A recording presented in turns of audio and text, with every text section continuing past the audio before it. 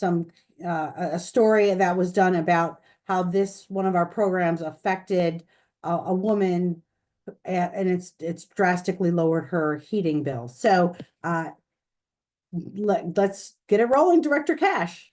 Great. Thank you so much, Jenny. Good afternoon, everybody. I'm Ashley Cash. I'm the Director for Housing and Community Development for the City of Memphis. And just as we discussed earlier, it is very cold outside, and hopefully everyone is either in their homes warm and or at their place of work warm. But what we know is that being warm is sometimes a luxury for a lot of Memphis residents. And so what we have at the City of Memphis is our weatherization program. It's called the Weatherization Assistance Program, and it allows us to support individuals who are low-income individuals who don't have higher incomes to make those energy improvements and modifications within their home.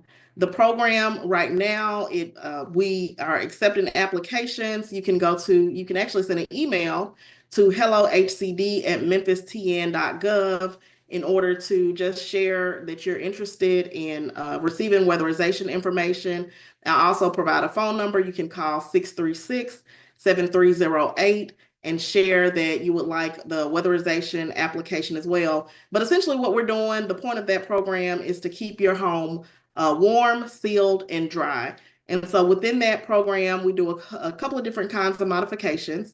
We will provide heating and air repairs or replacements, so HVAC units. I know not many people are concerned about AC units right now, but either air conditioner, we do heat pumps as well. We do duct and insulation. Insulation right now is very important. So you may have a good heating system, but really if your home is not insulated, then all of that warm air is going right out through. And things that people think about automatically is your attic insulation, which is very important. But we also come in, we'll do a full diagnostic of the home to check and see near your washer and dryer if that is properly insulated. Under your sinks, where your pipes are going out into the straight out into the air, we'll make sure that's insulated. Around your vents, bathroom, places that we really typically don't think of as air loss. That's where we also try to provide that insulation. And that's also, we do air sealing as well within the roof. This is so critical and so important to our residents because Memphis has one of the highest energy burdens in the city of Memphis, or in the nation, excuse me. And so, for example, in other parts of the country, the national average that people are spending on their energy and utility costs is about 3.5%. Here in Memphis, people are spending up to 13% of their income on utility costs, energy costs. And so this program really helps to make those modernizations and those improvements to ensure that people are able to be warm and sealed in their home. The last thing I want to share, and then I'm happy to take any questions if there are any, is on the income qualification. So this is an income-based program, and we do have the income guidelines. Once again, you can send us that email, hellohcd@memphistn.gov, or that phone number, and we'll work through to understand so the people don't have to figure out, do I meet the qualifications or not? But typically, what that is looking for is for a household with just one person. Your maximum income annually should be around $30,000 or less. If you're a household of about 3 individuals, so a mom and 2 children, your income will be about $51,000. And then if you go up in terms of number of people who live in your home, the income guidelines change. And so we just like to put that out there as a guide. But we're here, we're the experts, and we're happy to work with individuals to see, do they meet those income criteria? And then if you do, get you into the program, and if you don't, just share some other resources where you may be able to get that assistance. Last, we do try to focus on the most vulnerable populations. And so we're looking for seniors who would fit that criteria, households with children, households where people have disabilities.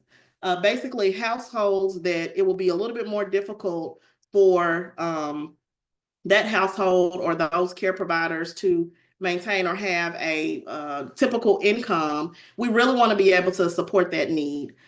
The last thing that I will mention is that this program is supported by local general contractors. We're always looking for general contractors to help us do the work. And so if you're also interested, if you're a contractor, you can send an email or a phone call to get established with the program.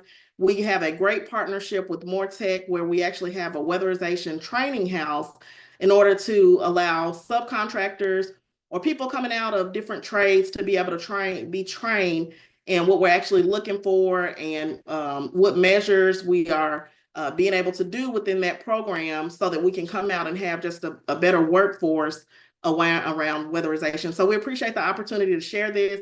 And we think it's so important now as people are thinking about how warm their house is or kind of filling at the windows to see if air is coming in.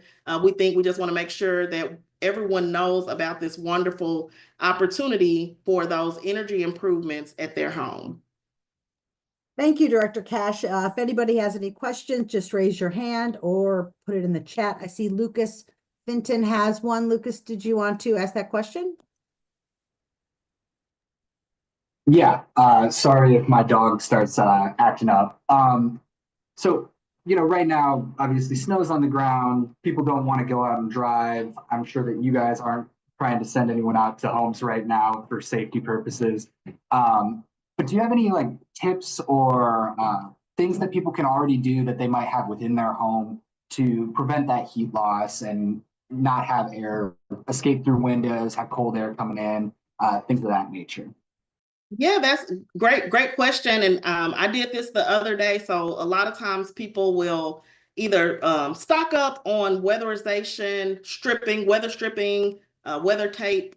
Different providers have various types of tape that you can put up on the door that's clear or around your window sills just to keep it insulated. And people often have a little bit left over. And so if to the extent people can't get out to the stores right now and get any, you could identify some weather stripping tape if you've got some left, or even just some tape to put along your window sills. Once again, clear tapes works wonders.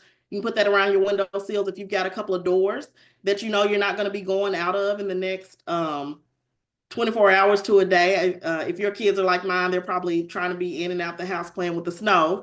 But in places where you do have those doors that aren't being opened often, you can put some of that either weather stripping or that tape that keeps the drafts out. But that's really the easiest way. And then really, it's a great time. We'll go out. You made a great point, Lucas. We're not doing assessments right now.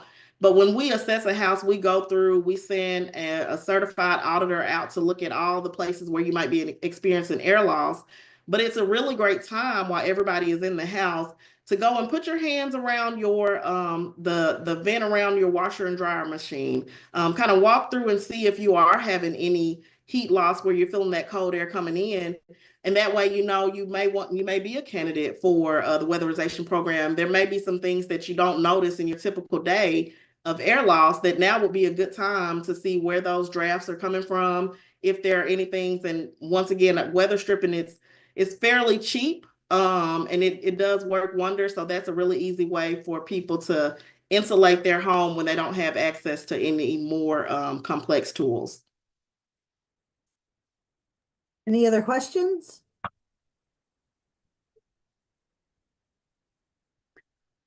Okay, well, we are updating our website. Thank you very much, Director Cash. We're updating our website regularly. You go to our website, memphistn.gov/winter-weather or memphistn.gov/snow-ice for the latest. And thank you very much. This concludes our Zoom. Jenny, it looks like we have one more question if you have time with Chris. Oh, sure, Chris. I didn't see that as I was sure. Glad. Sorry, I just thought of the question. Just going based off of the program from previous years, how many people do you all expect to help over the winter season? And how many have you, I guess, impacted in the last previous seasons? Right. So we recently received our funds to start this year. So we're sort of starting with January. We have about 30 people in the pipeline right now. Some have their homes have been assessed. Some, I think we've started on 4 homes in terms of the work that's happening.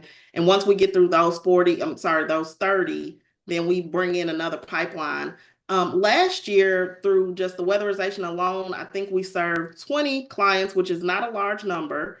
We've had some challenges as we've come out of the pandemic with making sure that we've got trained contractors, making sure that they are able to get the licensing that's necessary, which is why that partnership with Mortec is so important, because the licensing requirements have changed. There's additional cost. And so last year, I think we served about 20. We hope to quadruple that number. So the goal would be 80 this year.